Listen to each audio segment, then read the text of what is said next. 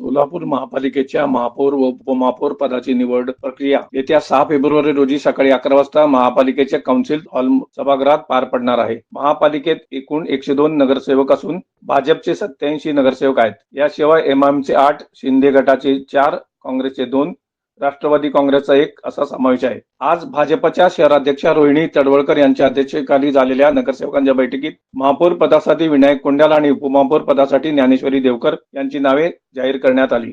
आमच्याकडे म्हणजे महापौर ओपन होता, परंतु महापौर ओपन जरी असला तरी सर्व समाजाला बरोबर घेऊन काम करत असताना सर्वांना न्याय देण्याचा प्रयत्न आम्ही केलेला आहे.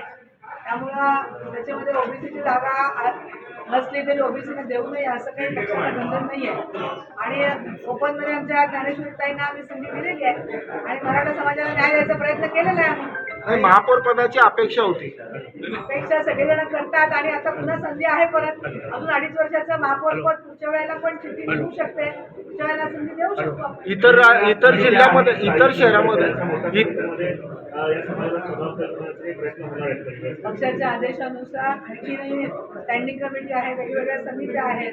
त्या समित्यांवरती समाजाला, सर्व समाजाला, विशिष्ट समाजाला असं नाही, सर्व समाजाला न्याय द्यायचा पक्ष नक्की. इतर शहरामध्ये युती किंवा आघाडीच्या दरम्यान काही म्हणजे तडजोड केली जाते आणि 1.25 वर्षाचं महापौरपद हे तिथं तडजोडीचा मार्ग आहे.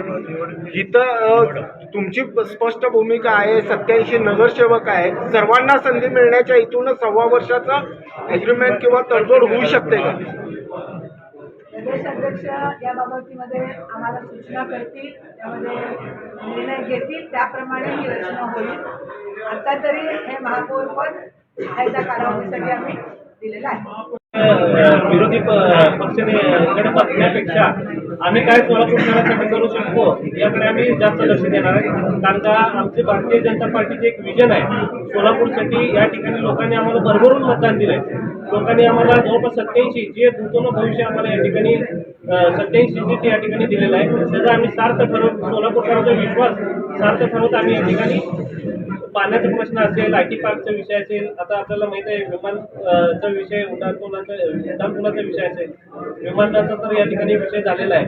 आणि निश्चित एक भारतीय जनता पार्टीच्या वतीने आम्ही सोलापूर शहरवासियांसाठी चांगल्यात चांगलं आम्ही या ठिकाणी काम करून दाखवू.